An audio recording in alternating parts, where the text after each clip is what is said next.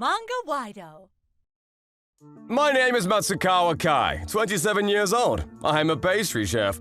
After graduating from a confectionery school, I trained at a cake shop of my dreams, and now I own my own store with my childhood friend. Thanks to the financial support of our parents, we have a small store in a good location near the train station. It's a small store now, but I want it to grow, and I want lots of people to eat my cakes. That was my dream. But it wasn't so easy. In fact, keeping the store afloat was hard enough. Then one day, as I was working on closing the store as usual, my childhood friend Yuka Suzuki spoke to me with a scary face. Hey. What's wrong? I was thinking, isn't it your fault we don't get any customers? What? Because, Because, Kay, you're ugly. What? You're quiet and dull. When I think of a pastry chef, I imagine a good-looking, tall guy. Well, wait a second! What? Are you saying that my appearance is the reason why we don't get any customers? That's right. But I'm not in charge of customer service, and as you said, I try not to be seen in front of customers. They say the cakes are delicious, don't they? Well, maybe your dullness is seeping into the cake. How can that be possible? Sorry, Kay, but you're fired. What? I was speechless. This store is ours, isn't it? We both contributed the same amount of money from our parents, and we split it between us. Yeah, but the name of the store is under mine, right? And I'm the president of the company, right? That's right. When we signed the contract for this store, I had intended to put it in our joint names, but unbeknownst to me, it had been put in Yuka's name. I can make cakes too, and if there I get a good-looking guy in charge of customer service, it would be perfect. It will definitely catch on. A good-looking guy? Yes, I've already hired a handsome part-timer. In other words, we don't need you anymore. Don't come back tomorrow. Yuka! Oh, I'll call the police if you come. I'm the boss. You know what I mean. Bye. After saying that, Yuka disappeared into the back of the store. Yuka has always been selfish and pushy, but I had no idea she was looking at me that way. I was so shocked that I couldn't even say anything back to her at the time. But when I got home, I started to boil in anger. Because it's absolutely ridiculous how she thinks it's my fault the store doesn't get any customers. I called Yuka in a fit of rage. But the call was never connected and I was really fired. The next day, I woke up early in the morning as usual. The day after that, and the day after that too, it was a habit that had become ingrained in my body. Yuka's words flashed through my mind. In other words, we don't need you anymore. Don't come back tomorrow. I was about to go crazy with frustration, so I decided to go for a run every morning, which was my routine on my days off. The morning air was pleasantly cool, and I felt better as I ran. One day, as I was running on a different course than usual, I stopped to a pleasant smell. A small cake shop had opened along the river. I'm a cake lover. Since I became a pastry chef, I always try to go into any cake shop I find, for research purposes as well. I was surprised to see a small store with a showcase in a cafe area. It was a beautiful, sunny store. Excuse me. Saying this, a gal-looking waitress came out from the back. I stiffened in surprise at her unexpected appearance. Oh, our recommendation is a strawberry tart. How about that?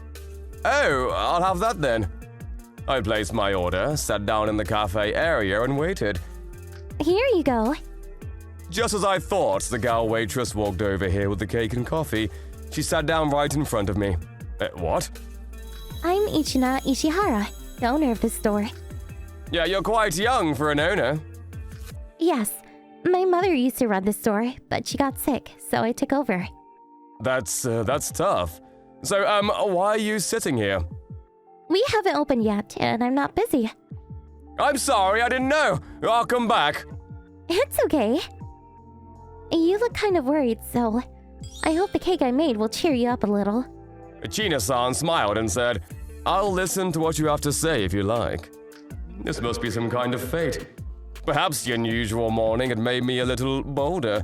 and I took the opportunity to confide in her about my past and the events that had happened the other day. Achina-san, who looked like a girl, listened all the way through carefully, and I felt myself becoming more and more positive with the delicious cake and warmth of her hospitality. So I'm thinking of starting all over again. Hey, Kei-san. Yes? I'm wondering if you could give me some advice on this tart. It tastes just fine. I'm satisfied with the taste, but there's something missing. As a thanks for listening to me, I advised her to make something that would add a little more impact to the tart dough. Then Achina-san took note and squeezed my hand, saying, "I see." What? I think that's very accurate advice. Thank you. No problem. Your hand. If it's all right with you, Kei-san, could you come work here? What? How come? It's our first time meeting, right? Actually, She told me that she was a regular customer at the cake shop where I used to work. I heard that although the customer service was not so great, the cakes tasted so good that she used to visit often to buy them for research. Apparently, she was hoping that the pastry chef there would open their own store someday. But we just met. What about the interview? I know your skills better than anyone. Also, I'm the owner of this store now. If it's fine with you, Kei-san, I'd be happy to have you start tomorrow. Please. I was quite confused by the turn of events. But when I thought about it, it was an offer I couldn't have wished for. And the strawberry tart that Achina-san made was excellent. I feel like she's someone I can trust. Well then, I look forward to working with you. Yay! Thus ended my short period of unemployment. The next morning, I woke up feeling good, a complete change from yesterday. From today, my new life as a pastry chef will begin again. My heart was racing at the thought of it. I suppressed my excitement and decided to go to the store a little early. Good morning. Kei-san, good morning. Please have a seat over here. I entered the store before opening and saw two other pretty girls sitting at the cafe table besides Achina-san. I was surprised, but did as Achina-san asked and took a seat. Huh, you must be Kei-san. I'm Nico and I'm in charge of the cafe area here. I'm Nico. I can't make cakes very well yet, so I'm in charge of serving customers. Nice to meet you. They both go to confectionery school. They're my younger sisters, so please don't hesitate to tell me if there's anything. The sisters, nice to meet you. He's more nervous than I thought he'd be. Yeah, he doesn't look confident. Hey! But hey, sis. He's the patisserie you've been chasing after, right? Good thing you finally caught him, right, sis? Ashana said, "Hey," again and then turned bright red. After the meeting, we got ready to open the store. Of course, I was in charge of baking the cake for the Achina-san. I greeted the regulars who came in as soon as the store opened. This was a first for me, as I was always pushed into the back by Yuka. I was worried that I would be called ugly, but all the regulars smiled and said, "Nice to meet you." After working here for a while, I realized that everyone involved with the store, both customers and workers, were warm and friendly. I was always staring at the sales figures and working hard every day at the previous store. This is probably the first time I've ever felt so comfortable working. I wanted to get better at making cakes, so I spent every waking moment working on them. Achina-san started to accompany me, and we held tasting sessions once a week, pointing out each other's faults and improving each other's skills. A year went by spending those days. Yay! We broke our sales record this month! Congratulations! It's because we're pretty. Right? Don't be silly, it's because the cakes taste better now. The store was doing really well. I was confident about the taste, but to be honest, I think Nico was right. The warm and loving science created regular customers, and the regulars brought in other customers. Their cheerful customer service seemed to create a good cycle. This was something that didn't happen at the previous store. And then... Sis! The people from the magazine want an interview! No way! That's great. Haha, that's great publicity for our store.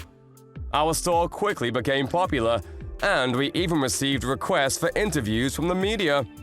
Then one day, as we were preparing to close the store as usual, a certain person came to visit us. Kay, I know you're in there. Come on out! Yuka. It was Yuka, my childhood friend, who abandoned me. Miko, who was at the front of the store, looked troubled, so I hurriedly jumped in front of Yuka. What do you want? What do you mean? Aren't you getting famous these days? What kind of dirty tricks did you pull? What kinds of tricks? We all just did our best. That's enough! Let's go! Back to our store! What are you talking about? You're the one who fired me! I don't remember that anymore. Now get dressed! What do you want with our pastry chef? Yuka chuckled when she saw Achina-san coming out after saying that. Oh, I see. Just when I thought you became famous. It's just because gal pastry chefs are so rare. Then you don't need this dull guy, do you? I'll have him return to my store. Yuka, stop talking nonsense. There's no way I'm going back to that store. Huh? I don't want to work with you anymore. You're so focused on short-term profit that you don't care about your customers and the people around you. What?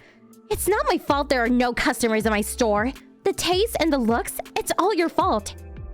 You're the reason people don't come to your store. Huh? With an owner like you won't get any customers even if you serve the finest cakes. That's not true. I heard rumors. How many patisseries have you hired since I left? How many people did you fire? Unless you change your ways, I'm afraid it's going to be the same thing over and over again. As I said this, Yuka fell to the ground and got on her knees. What? Please come back. The store is in trouble. People who used to come stopped coming because they said the cakes didn't taste good anymore. Please, come back. I keep telling you, if you don't change, nothing will change. And it's too late anyways. What? I have no regrets about the previous store. I love this one. Achina-san smiles happily at these words and makes Yuka stand up. Haha, that's what it is. Please leave now. And please don't come back again. If you don't leave right away, I'll call the police for obstruction of business. Yuka ran out crying. After that, there was no contact from Yuka. The store has been doing well ever since, and we are opening a second restaurant. The Achina sisters keep the first store. The Achina sisters kept the first store, and I became the manager of the second store. In other words, we're going to be separated. I was surprisingly sad and very upset. That's when I realized that these feelings were romantic feelings for Achina-san.